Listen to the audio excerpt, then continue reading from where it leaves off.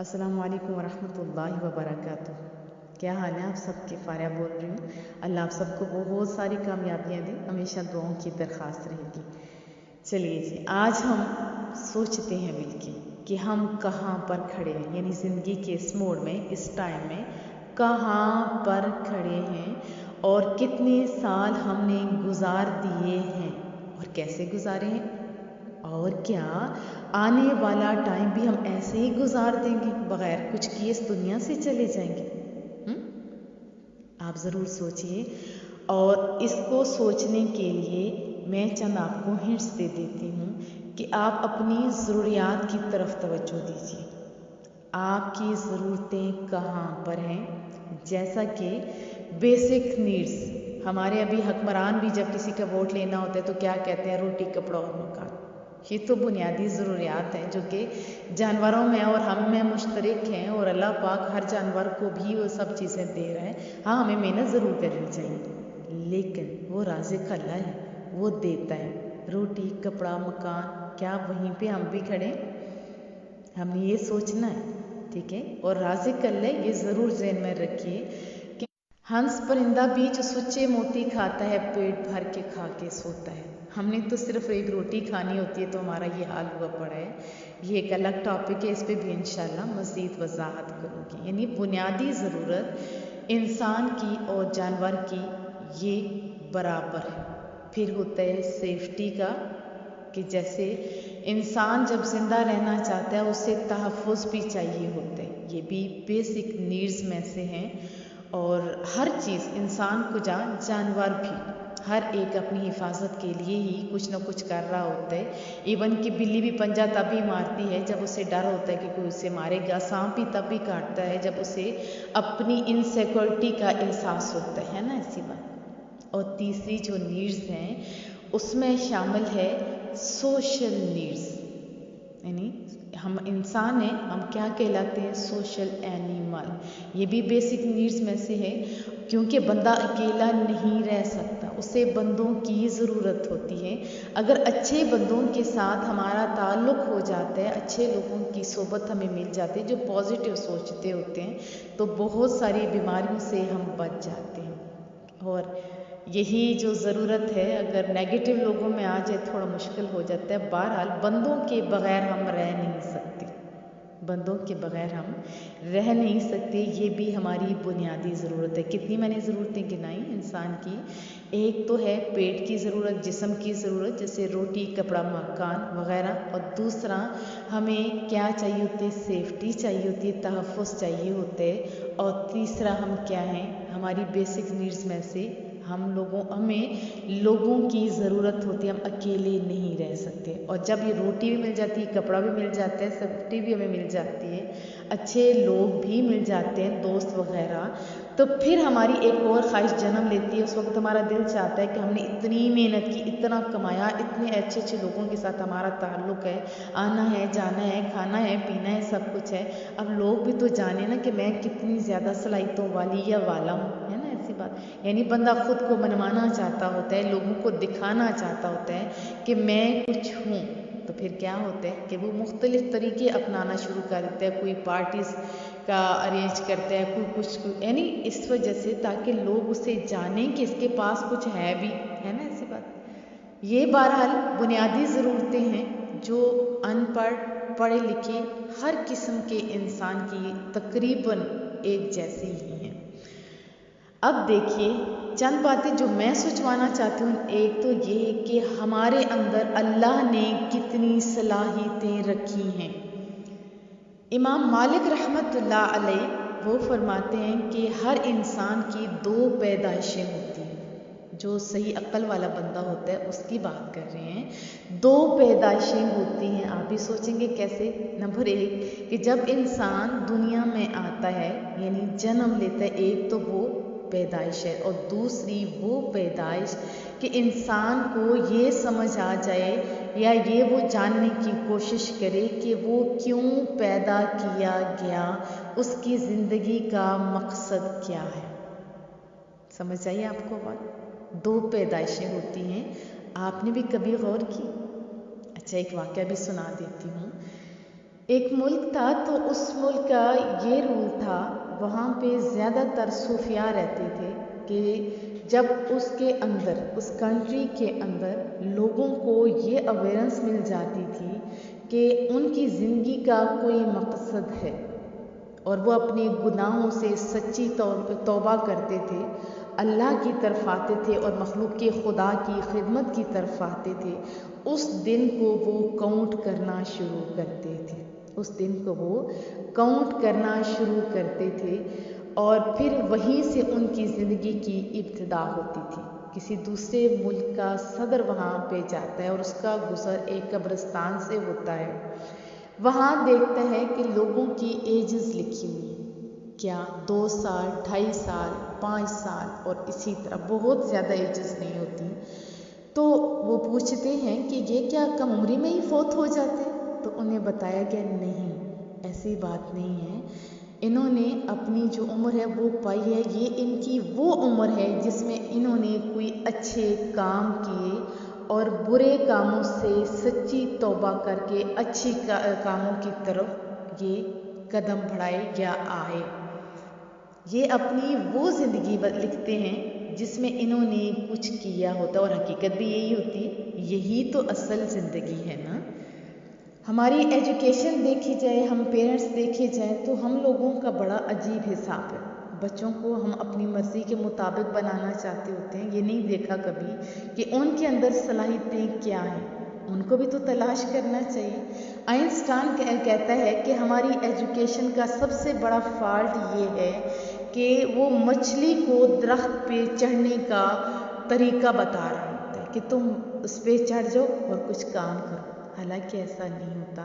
ہم لوگ اگر غور سے دیکھیں تو چرند ہو، پرند ہو، ساری چیزوں کو اللہ نے الگ الگ صلاحیتیں دی ہوتی ہیں۔ جیسے مرغی کا بچہ وہ تیر نہیں سکتا، اور اسی طرح ڈک کا بچہ وہ تیر سکتا ہے۔ بھلا 2 انڈے ایک مرغی کا ہو اور ایک اس بطخ کا ہو، مرغی کے نیچے رکھیں یا اس بطخ کے نیچے رکھیں، دونوں جب پیدا ہوتے ہیں کسی بھی ماں کے پاس ہوں، بھلے بطخ کے پاس ہوں، بھلا مرغی کے پاس ہوں، ایک ہی طریقے سے ان کو کھلاتی پلاتی رہے، لیکن جو مرغی کا بچہ ہوگا وہ کبھی تیرے گا نہیں، اور اسی طرح جو بطخ کا بچہ ہے وہ تیرے گا ضرور، ہے نا بات۔ اور اسی طرح کسی بھی برڈز کا انڈا کسی مرغی کے نیچے رکھ دیں، وہی کھلائے وہی پلائے، لیکن کیا ہوگا، اڑنے کی صلاحیت اس میں آٹومیٹکلی ہوگی، کیونکہ اللہ نے اس میں صلاحیت دی۔ یہ باتیں سوچنے سے سمجھ آتی ہیں، آپ ذرا سوچئے، یقیناً آپ ابھی سوچنا شروع کر دیں گے۔ کہنے کا مقصد یہ ہے کہ اللہ نے ہر ایک کے اندر بہت ساری صلاحیتیں رکھی ہوئی ہیں، بہت ساری صلاحیتیں رکھی ہوئی ہیں، ہم نے یہ دیکھنا ہے کہ ہم نے اپنی صلاحیتوں کو جاننے کی کتنی کوشش کی۔ آپ مجھے بتائیے، ابھی ہم تو چھوٹے لیول پہ کھڑے ہیں، یہ کہا تو وہ کہا، زمین پہ لڑے، اس پہ لڑے، اس پہ لڑے، حالانکہ یہ تو چھوٹے لیول کی بات ہے، ہمیں تو ذرا اوپر آنا چاہیے تھا۔ حضرت علامہ اقبال کا شعر بھی دہرا لیجیے کہ انہوں نے کیا فرمایا تھا کہ میں عبادت کے لیے نہیں، میں ایسا بندہ بنوں گا جس کے بندوں کے کام آئے گا، ہے نا ایسی بات۔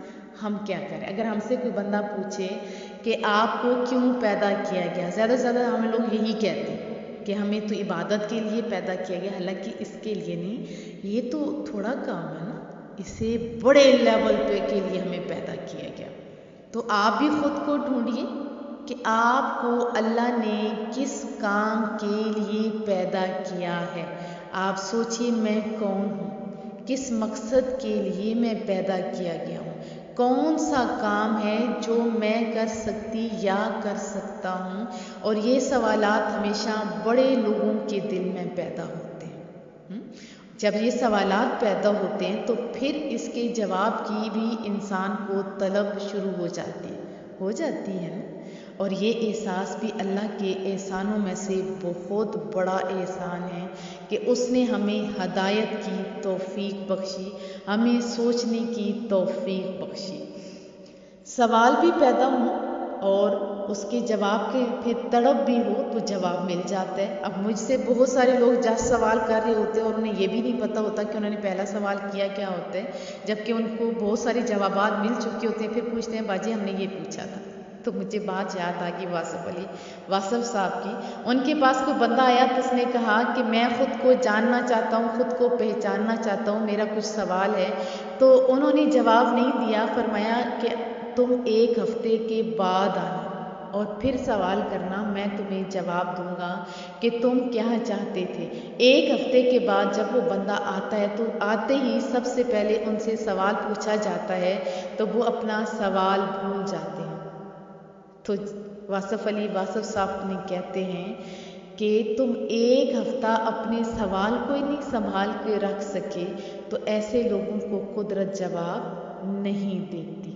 سمجھ آ رہی ہے نا کہ جب انسان کے اندر صحیح تڑپ پیدا نہیں ہوتی اسے کچھ بھی نہیں ملتا۔ جب کسی چیز کی تڑپ پیدا ہوتی ہے تو وہ چیز خود بخود چل کے اس کے پاس آ جاتی ہے۔ توبہ بھی اسی کی قبول ہوتی ہے جسے اپنے گناہوں کا احساس ہوتا ہے، سچی توبہ کرتا ہے، پھر اللہ اسے ہدایت دیتا ہے۔ یاد رکھیے منافق کو کبھی بھی ہدایت نصیب نہیں ہو سکتی، وہ نکل کے اچھے کاموں کی طرف نہیں آتا، اس کی وجہ کہ اس کے دل میں غلطی سے نفرت پیدا نہیں ہوتی، تو پھر اس کے ساتھ اللہ کی مدد بھی نہیں آتی۔ سچی توبہ کے بعد جو قرآن کریم سنا جاتا ہے تو رونگٹے کھڑے ہو جاتے ہیں۔ ہدایت والا بندہ جب قرآن کریم سنتا ہے تو کیا ہوتا ہے، جسم کے رونگٹے کھڑے ہو جاتے ہیں، ایک ایک آیت اسے کیا کچھ سکھا رہی ہوتی ہے۔ لیکن اگر ہم لوگوں کو طلب نہیں ہو، یعنی دماغ کے ڈھکن بند کیے ہوں تو پورا قرآن کریم بھی پڑھ لیں گے تو ہم پہ کوئی اثر نہیں ہوگا۔ سمجھ آ رہی ہے؟ ایک اور مثال آپ کو دیتی ہوں کہ جس بچے کو اپنی نالائکی کا احساس ہوتا ہے اور پھر پانے کی طلب ہوتی ہے تو وہ بچہ کامیاب ہو جاتا ہے۔ عام روٹین میں بھی جس بندے کو اپنی غلطی کا احساس ہوتا ہے پھر ہی وہ درست ہو سکتا ہے، اگر احساس ہی نہ ہو تو وہ تو بد نصیبی ہوتی ہے۔ تو میں آپ کو کیا سمجھانا چاہ رہی ہوں کہ ہم لوگ بیسک نیڈز کے اندر پڑے ہوئے ہیں، چھوٹے جھگڑوں کی طرف پڑے ہوئے ہیں، بڑی منزل کا ہمیں احساس تک نہیں۔ اور چھوٹے جو جھگڑے ہیں، یہ جو بیسک نیڈز ہیں جن کی طرف ہماری توجہ کوئی ضرورت سے زیادہ ہی ہے، حالانکہ دن میں کتنا ہم نے کھانا ہوتا ہے، پھر آپ سوچیے کتنا کھانا ہوتا ہے، اور اپنے گھر کی چیزیں آپ دیکھیں کتنی زیادہ ہے نا ایسی بات۔ تو آپ اس سے باہر نکلیں، کیونکہ کوئی پرندہ بھی تب بھی اڑ سکتا ہے جب وہ اس کے پاؤں کے اندر کوئی ایسی چیز نہیں ہوتی، پروں کو کوئی جکڑنے والی چیز نہیں ہوتی، یعنی اس کے پاؤں کے اندر اگر کچا دھاگا یا بال بھی آ جائیں تو وہ اڑ نہیں سکتا ہے نا ایسی بات۔ تو ہم اگر ان چیزوں میں پڑے رہیں گے تو ہم کیسے بلندی کی طرف جائیں گے، جو کہ انسان کا اصل مقصد ہے۔ تو اصل مقصد کیا ہے؟ خود شناسی۔ کیا؟ خود شناسی، اپنی ذات کی پہچان۔ ہم کس کے لیے پیدا ہوئے، ہم نے کیا کچھ کر کے جانا ہے، ہم نے ایسے تھوڑے چلے جانا ہے نا ایسی بات۔ اور جب اس میں آپ پہنچ جائیں گے تو آپ کو احساس ہوگا کہ ابھی میری زندگی میں حسن پیدا ہوا، پھر آپ کو ان چھوٹی چھوٹی باتوں پہ نہ غصہ آئے گا، کچھ بھی نہیں ہوگا۔ جیسے سقراط تھے نا، بہت ہی عظیم انسان، ان کے پاس کوئی بندہ گیا، اس کو خواہ مخواہ کا غصہ آیا ہوتا ہے۔ چھوٹے لیول کے لوگوں کو بہت غصہ آتا ہے، میں آپ کو بتاؤں، چھوٹے لیول کے لوگ جو ہوتے ہیں انہیں غصہ بھی خواہ مخواہ کا آتا ہے۔ تو اس نے گالی دی سقراط کو تو وہ ہنسنے لگے، اس بندے کو اور غصہ آیا کہ میں نے آپ کو کیا بولا اور آپ کو غصہ آنے کے بجائے الٹا ہنس رہے ہیں۔ تو انہوں نے بڑا میٹھا جواب دیا کہ جو تم کہہ رہے ہو یا جو تم گالیاں کر رہے ہو اصل میں وہ ہوں ہی نہیں۔ تو آپ کو بتانے کا مقصد یہ ہے کہ جب انسان بڑے لیول پہ ہوتا ہے اسے غصہ نہیں آتا، وہ چھوٹے جھگڑوں میں اپنا ٹائم ضائع نہیں کرتا۔ ایک تو دعا بھی کرتے رہیے کہ اللہ ہمیں اچھے لوگوں کا ہی ساتھ دے، اچھے لوگوں کے ساتھ زندگیاں گزارنا نصیب کریں، دنیا میں بھی اور دوسری دنیا میں بھی۔ جب اچھی صحبتیں ہوتی ہیں تو اس کے فوائد بھی بہت ہوتے ہیں، اس پہ میں نے پورا درس دیا ہوا ہے۔ بہرحال جب بندہ اپنی یعنی خود شناسی کر لیتے، اپنی پہچان کر لیتے، اس کی زندگی کا کوئی مقصد بن جاتا ہے، پھر وہ ٹائم ضائع نہیں کرتا، اس سے خام خواہ کا غصہ نہیں آتا، وہ عام بندہ نہیں رہتا، وہ اہم بندہ بن جاتا ہے۔ اس میں دو قسم کے لوگ ہوتے ہیں، ایک تو انہیں پرواہ نہیں رہتی، ایسا نہیں کہ جو پتھر دل ہوتے پرواہ نہیں، مطلب یہ کہ ان کو ایسے جیسے ہم لوگ صحابہ کرام اجمعین کے واقعات پڑھتے ہیں، ان کی زندگی کے اب بڑے بڑے مقاصد جب تھے تو جنگوں کے دوران بھی ان کے بازو بھی کٹ جاتے تھے تو انہیں پتہ ہی نہیں ہوتا تھا کہ یہ ہوا۔ اور اسی طرح بہت سارے صحابہ کرام اجمعین کے واقعات ہیں جن میں خصوصاً خلفائے راشدین کے ہیں کہ ان کے اگر نکالنا پڑتا نیزہ وغیرہ یا تیر وغیرہ جسم سے تو کیا کہا جاتا تھا، یہ حالت نماز میں ان کا نکالیے، اس وقت انہیں پرواہ نہیں کی، ہے نا ایسی بات۔ تو یہ ایسے لوگ ہوتے ہیں جن کو پرواہ ختم ہو جاتی ہے، ان کا سارا مقصد اصل جو موٹو ہے اس کی طرف چلا جاتا ہے، اور پھر ایسے بندوں کے اندر سے لالچ ختم ہو جاتا ہے۔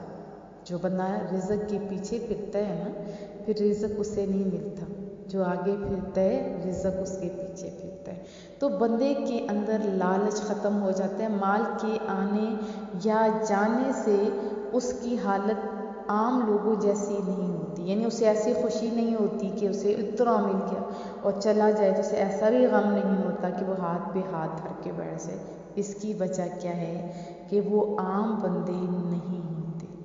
تو آج ہم نے کیا سیکھا کہ اللہ نے جو صلاحیتیں ہمارے اندر رکھی ہیں اس کو ہم نے تلاش کرنا ہے، اور جو صلاحیتیں رکھی ہیں اس کو ہم نے اجاگر کرنا ہے، اور چھوٹی برائیوں کو ہم ختم کریں گے اور دوسروں کو بھی اس کی طرف موٹیویٹ کریں گے، کیونکہ ہم رسول اللہ صلی اللہ علیہ وسلم کی امتی ہیں اور ہم انسان ہیں، اشرف المخلوقات ہیں، ہماری زندگی کا مقصد بھی بڑا ہے۔ تو کیا میں توقع رکھوں کہ ہم انشاءاللہ تعالی بڑی منزل کی طرف جائیں گے جو اللہ اور اس کے رسول کو راضی کرنے والی ہوگی، جو اس نے ہمیں دیا ہے وہ ہم لوگ انشاءاللہ جانیں گے بھی، اور اس سے دوسروں کو فائدہ بھی پہنچائیں گے، دوسروں کو فائدہ ملے گا تو آپ کو بھی تو ملے گا، ہے نا ایسی بات۔ پانی چلتا رہے تو تبھی فائدہ دیتا ہے نا، اگر ایک جگہ جم جائے تو اس میں کتنی بو پڑ جاتی، وہ تو کسی کام کا ہی نہیں رہتا۔ اسی طرح کنواں بھی وہی کامیاب رہتا ہے جس میں سے پانی نکلتا رہتا ہے لیکن کمی نہیں ہوتی، لیکن اسے بند کر دیا جائے تو وہ بھی ختم ہو جاتا ہے۔ تو ہم نے کیا سیکھا، میں بار بار یہ کہتی ہوں کہ ہم نے کیا سیکھا، آپ سوچئے اور دعاؤں کی درخواست بھی رہے گی۔